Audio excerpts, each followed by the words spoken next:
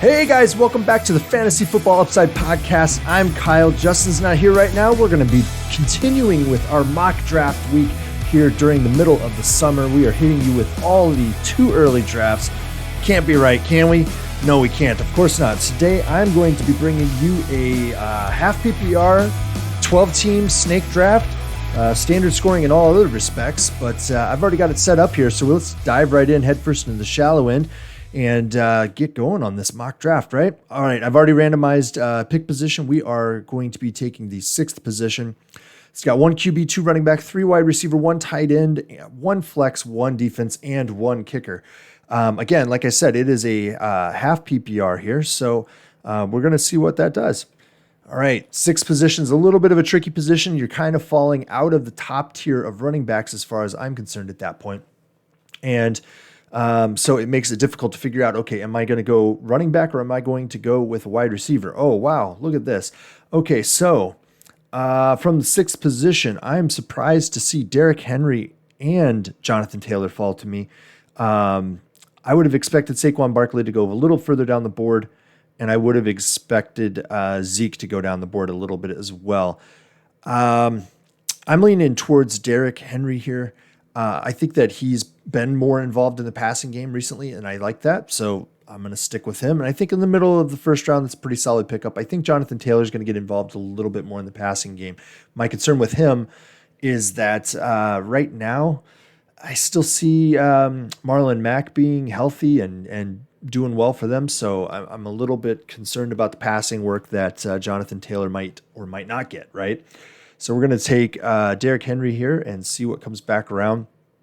And obviously, we're going to lean towards wide receiver in the 2nd round here. Calvin Ridley falling into the 2nd round in a half PPR is pretty wild to me because the guy, he led Atlanta in targets last year, and I think Matt Ryan was either 1st or 3rd in attempts last year. Little known fact, Tom Brady was 2nd, actually. He had 610 attempts last year. So I'm going to go with Calvin Ridley. I do like the upside potential for DeAndre Hopkins this season. I don't like that his strength of schedule is tougher this year. I think that the West is going to be a little bit difficult for wide receivers this year to be as successful. They're recommending Antonio Gibson down there as well. I do like him. And I like DK Metcalf. I just have concerns about volume. He's got competition there. I don't see anybody other than maybe Kyle Pitts competing for targets with Ridley. Russell Gage has done okay. I think that it's his show now. All right. I like to lean back towards running back. I usually try actually to take running backs in the top 2 rounds or in the first 2 rounds, especially in a half PPR or full PPR situation, just because I want to make sure that I'm getting guys who are backs that are going to be catching a lot of passes. You've got Keenan Allen here. He was heavily targeted last year, as we have discussed in our wide receiver episodes, guys. Keenan Allen was extremely targeted. The problem with him was that he got all of his targets out of the way early in the year and then was just playing hurt the rest of the time. I think Justin Herbert's going to spread the love around a little bit.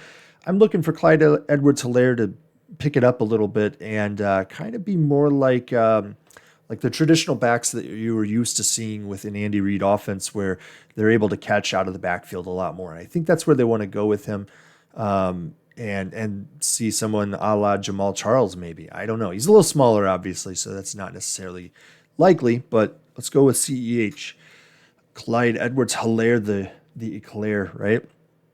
Okay. Let's see what we've got sitting here at running back. David Montgomery is still available in the middle of the 4th round. Myles Gaskin is as well. Mike Davis, who should be the number 1 running back in Atlanta, but we've already got one guy from Atlanta on our team right now. As you can see, we've got Derrick Henry, Clyde Edwards-Helaire, and Calvin Ridley. But coming into the 4th round, finding David Montgomery in the middle of the 4th round is just gold to me. Now, you've also got Amari Cooper sliding there.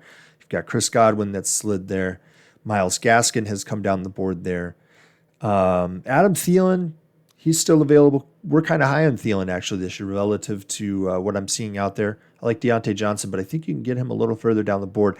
I just can't pass up the likelihood of volume coming out of David Montgomery, both running and passing game. I don't see anybody stealing from him. Grabbing him in the 4th round is, I think, huge. So I got to be pleased with that. All right, 5th round. Here we go. Let's see. We've got some wide receivers available. You've also got Kareem Hunt still sitting on the board in the 5th round. I don't know what the likelihood is of him sliding down the board a little bit further. But look at wide receiver here because our roster is thin at wide receiver. We've got Calvin Ridley, and that's it. But we've got available to us a couple guys who I like a lot.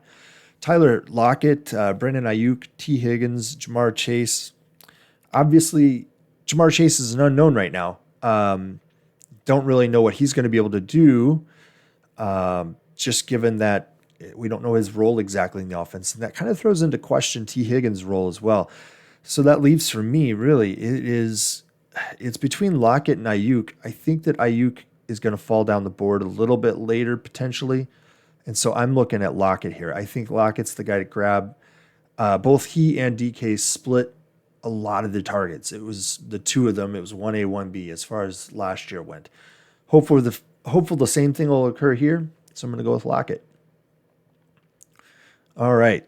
If we're still looking for the wide receivers, it looks like there's a lot of there's Jamar Chase. They're looking at Kyle Pitts as a recommendation, so they're pushing tight ends.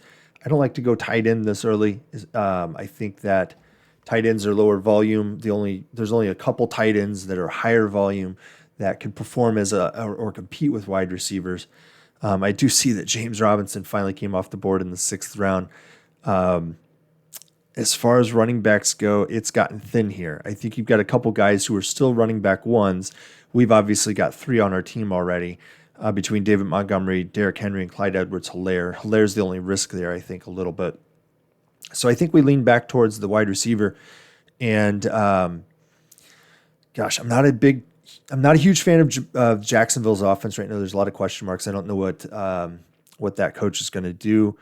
Got Jamar Chase as an option, Robbie Anderson and Juju Smith-Schuster.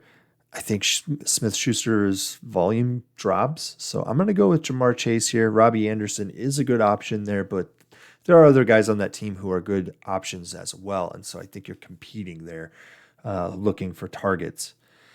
All right, so surprised to see Tonyan finally go here in the 7th round, or at least go early in the 7th round. That's surprising to me. I think that tight ends should slide down the boards a little bit. But I do see Kyle Pitts still sitting there. 7th round's still early for me, but if I'm looking at the tight end options available, I'm not a big fan of Noah Fant because I don't like that Denver offense. I think there's something about it this year that's going to not be good. Unless, of course, obviously Aaron Rodgers gets somehow magically traded there. I don't see that happening anytime soon, but you never know. Logan Thomas is solid. I like Kyle Pitts. I think that, I've got Calvin Ridley. I don't necessarily like the idea of fighting for targets between my two guys, but they are separate positions, so they're not fighting over the same types of targets. If I look at wide receiver, it's nothing there that says, hey, run and grab that instead of Pitts. I could go grab Damian Harris here. I could grab DJ Chark, but I'm going to go with Pitts, actually. All right. Okay, so they're pushing QB a little bit here. We could check out, see what the QB situation is. It's really early in my mind. I don't like that in the 8th round here. A lot of it's gone off the board already, but we've been making hay while other people have been passing on running back, passing on wide receiver. We've been able to get some depth at those positions that are really solid. Let's see here. Wide receiver. There's a few guys that we could take shots on right there. I think they're going to still be there available for us in the next round, possibly. Guys I would consider here would be Devontae Parker, Michael Gallup, Marvin Jones. I think he's going to be okay. I'd be interested to see what Jalen Waddle will do this year. As far as running back, I like seeing Damian Harris slide down the board here, becoming available still. David Johnson's available. So, you can't deny David Johnson's consistency, right? At least there is that. But I think the upside resides with Damian Harris. I think that the beginning of last year kind of set a chain reaction of events that was not great for him last year.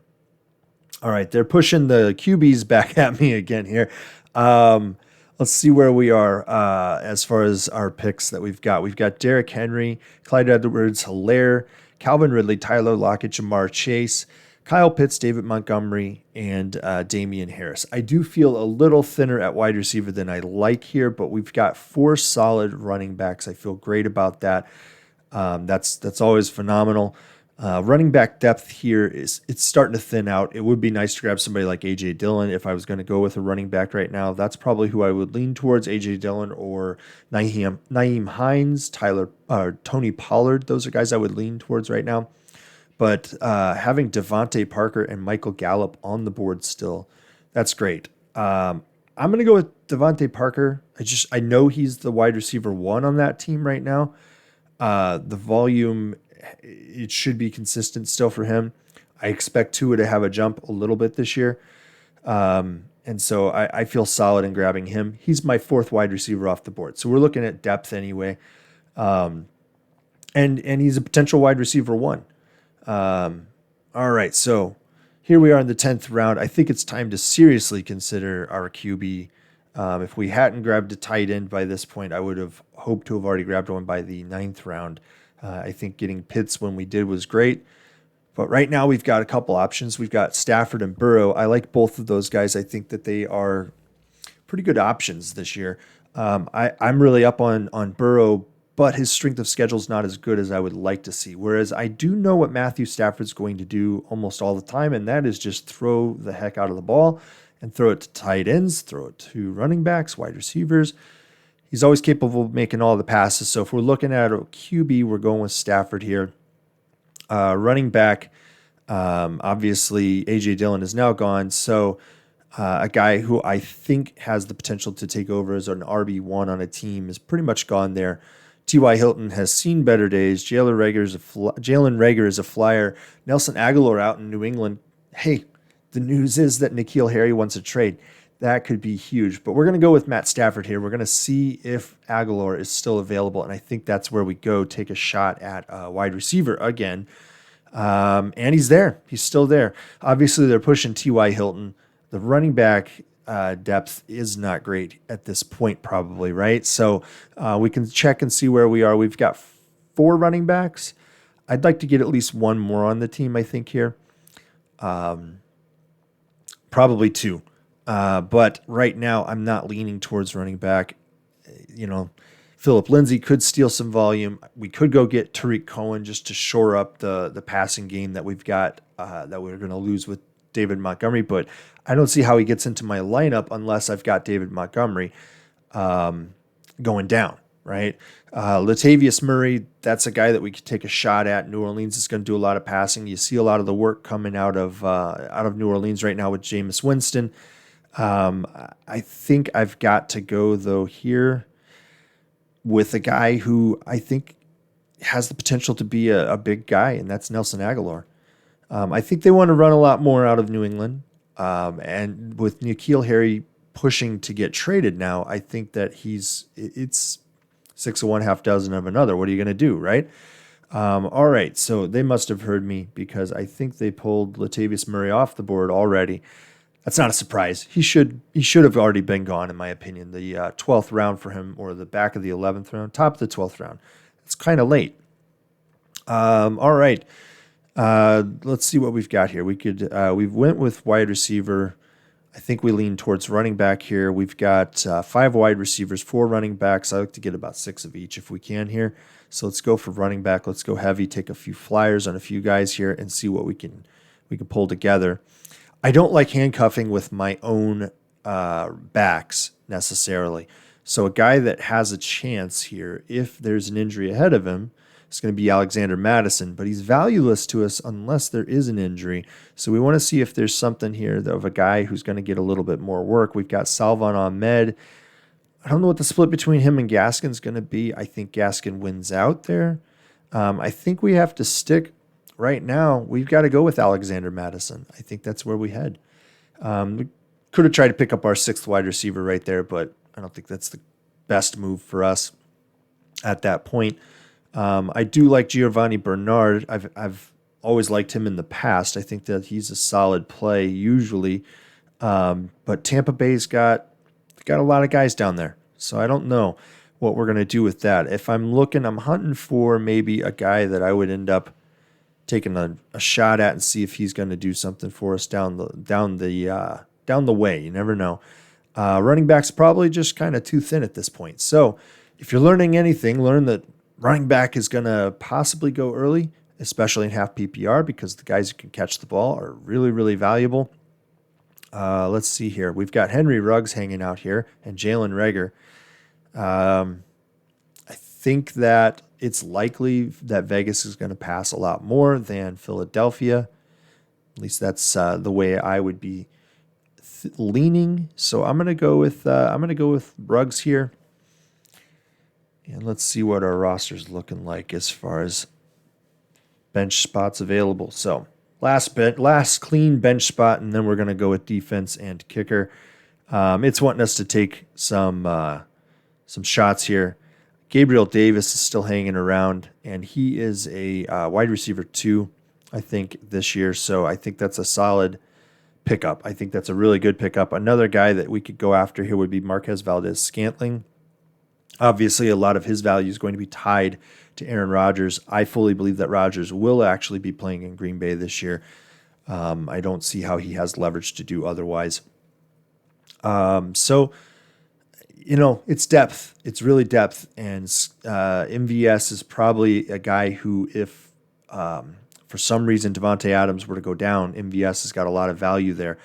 But I like Buffalo's offense. I've got Josh Allen as my number 1 QB this year. And so I'm going to go with him. I'm going to go with Gabriel Davis. I could have looked at some point to try to stack with my QB, see what I could do there. Kickers and defense. Let's check out what the defense is doing. They're getting picked over a little bit here. Washington is a surprising one to see fall down the board a little bit. I think that they're a pretty good defense. If you look at the stats that they put up last year, they were really coming on, and that's how they were actually fighting in the end of a lot of games there. You might remember with Alex Smith getting some playing time, and that actually being a question about what they were going to do there. So we're going to go with Washington. That's, I think, a heck of a steal. And then, Jason Sanders. He was actually, if you really dig in deep and you check out our power rankings from last year's numbers, and honestly, our power ranking system, the way it works, it's a weighted system. It uses we developed an algorithm that allows us to do a lot of different things, but it weights different values. And right now, it's weighted in such a way that it's almost like a cheat code for defense and kicker. And if we're looking at last year's numbers and we're comparing it to this year's strength of schedule, Jason Sanders is the guy you should be kind of targeting. So you can easily push off picking up your kicker all the way to the back of the draft and go out there and grab a guy that, like Jason Sanders, who has every reason to be awesome this year for you. So that's going to do it for our 16th pick there, guys. That's our whole draft. Ended up with an A on this. It's got here. I'll run down through our lineup so that anybody who's just listening can hear this. QB, we got Matt Stafford. We only ever pick up one QB because the difference between QB1 and QB12 is pretty negligible. And we can always pick up somebody off the waiver wire in a spot start if we have to. I've actually won championships in the past by essentially, just waiver wiring QBs week in and week out, planning in advance so that I knew which guys I'd target about 2 weeks in advance so I could make that move. But I've pulled that one off, losing a QB to an injury and having to make do. Running backs, we've got Derrick Henry, Clyde Edwards-Helaire, Damian Harris, Alexander Madison, and David Montgomery. So we ended up with 5 running backs, not exactly ideal as far as what I prefer. I like a balanced roster overall. So we ended up with 5 of those and 7 wide receivers, I think. So we got Calvin Ridley, Tyler Lockett, Jamar Chase, and then we picked up who's sitting on our bench, Devontae Parker, Nelson Aguilar, Henry Ruggs, and Gabriel Davis. So I think a lot of these guys could really catch fire and be somebody that we could use. Tight end, we just went with the one. We've got Kyle Pitts, rookie tight ends. It's always a tough one, right? But there's a ton of pass volume and a ton of vacated targets in Atlanta this year. And so I think that Kyle Pitts has a real potential there because I think they're going to use him in a hybrid role between tight end and wide receiver. And I think they envision using him in a manner a little bit more akin to what you see with, not exactly obviously like Kittle, but something more like Kittle or Tonyan, guys who block a lot less and go out on a lot of routes. Number one statistic that you're always looking for with tight ends is going to be routes run because you want them downfield. They're useless to you if they're just hanging in there blocking. You're not drafting Marcedes Lewis anytime soon, right? Defense, we got Washington, and kicker, we got Jason Sanders. So that's going to do it for this episode, guys, and I hope that you've enjoyed this draft. And if you have any other draft suggestions or style that you're interested in, or maybe your league is a little bit weird and you want to see what we would do in that sort of draft or what slot you want to see, feel free to shoot us an email. You can catch us. You just head over to our channel and you'll be able to find all that information. Or you can just head over to ffbupside.com and you can get us there. You can also hit us up at patreon.com/fantasyfootballupside. You'll be able to find us as well as access to us in a lot of different manners. So hope you guys enjoyed it. Thanks for hanging around. Bye.